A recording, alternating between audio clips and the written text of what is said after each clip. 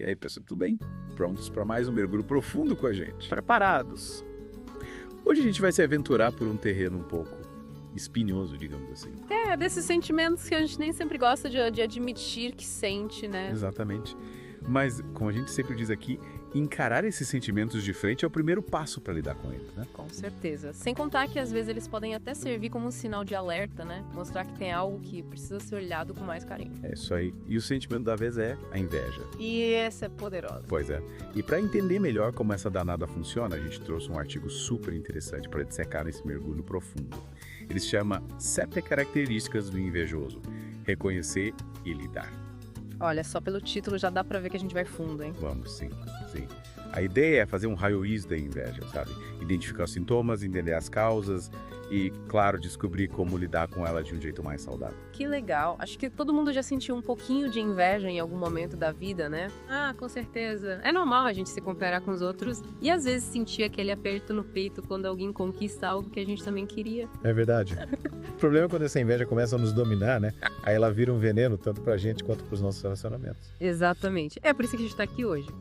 Pra desvendar os mistérios da inveja e aprender a lidar com ela de um jeito mais positivo. Então, vamos lá. Qual é a primeira característica que o artigo destaca? Bom, o artigo começa falando sobre a falta de empatia. Falta de empatia. Como assim? É como se a pessoa invejosa tivesse uma dificuldade enorme de se colocar no lugar do outro e vibrar de verdade com as conquistas alheias. Entendi. É tipo quando alguém te conta notícia boa e você dá parabéns, mas por dentro tá morrendo de vontade de sair correndo. Mais ou menos isso. A pessoa até tenta disfarçar, mas no fundo ela tá mais preocupada em comparar a própria vida com a do outro do que em celebrar a conquista. Puxa, que chato, né? Mas por que será que isso acontece? O artigo explica que essa falta de empatia, muitas vezes, está ligada a essas próprias inseguranças da pessoa invejosa. Inseguranças. Tipo, ela se sente inferior aos outros. Pode ser. A pessoa tá tão focada nas próprias frustrações, nos próprios medos, que não consegue enxergar o sucesso do outro com genuína felicidade. Nossa, faz sentido. É. É como se a alegria do outro virasse uma ameaça, né? Exatamente. E aí, em vez de celebrar, a pessoa se fecha, se isola e acaba alimentando ainda mais essa inveja. E como é que a gente identifica esse tipo de comportamento? Tem algum sinal de alerta? Ah, tem vários. Por exemplo, a pessoa pode começar a diminuir as conquistas do outro, sabe? Diminuir, tipo, como? Ela pode soltar frases do tipo, mas foi sorte. Ou deve ter sido fácil pra ele. Isso não é nada demais. Entendi. É como se ela estivesse tentando se convencer de que o problema não está nela, mas sim no outro, né? Isso. A pessoa tenta proteger o próprio ego, diminuindo o valor da conquista alheia. Que coisa triste, né? Em vez de inspirar no sucesso do outro, a pessoa prefere tentar apagá-lo.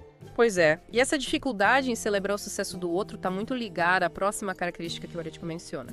A incapacidade de se alegrar genuinamente com a felicidade alheia. Caramba, que pesada. É tipo torcer para que o outro fracasse, né? Em alguns casos pode chegar a esse ponto. Mas nem sempre é tão explícito assim. Muitas vezes a pessoa simplesmente não consegue sentir a alegria verdadeira pela felicidade do outro. Entendi. É como se ela estivesse presa num ciclo de comparação e competição, né? Exatamente. E esse ciclo é alimentado pela próxima característica que o artigo destaca, a comparação constante. Ah, essa é clássica. Mas a gente vive num mundo onde as redes sociais amplificam essa tendência, né? É verdade.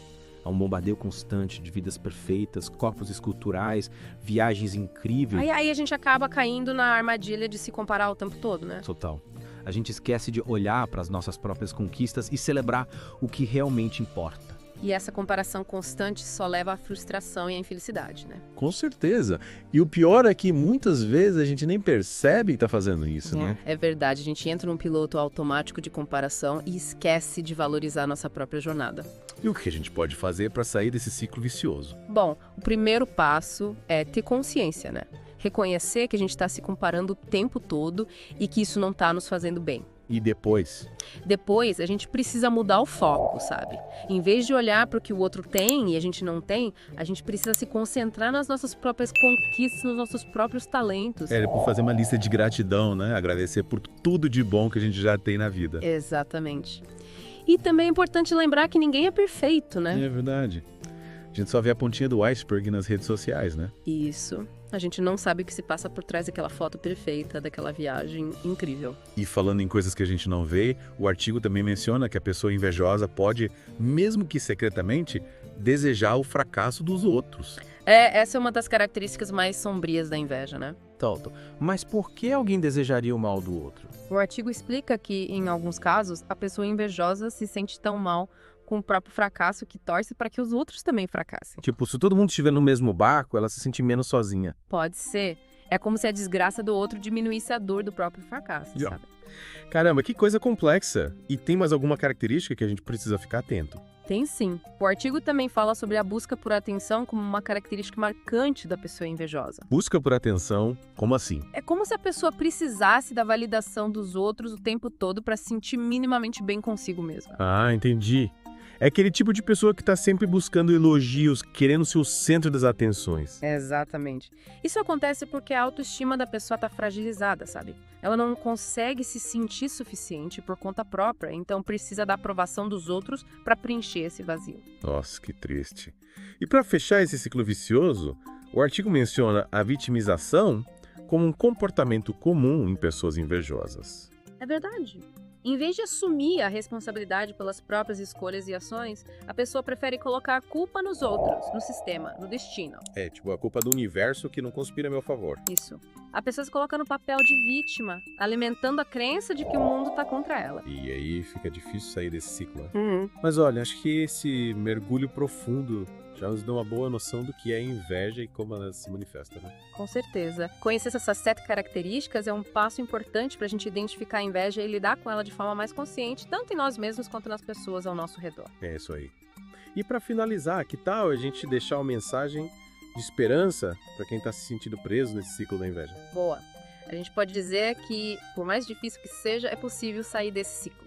O primeiro passo é reconhecer que a inveja está te dominando e buscar ajuda.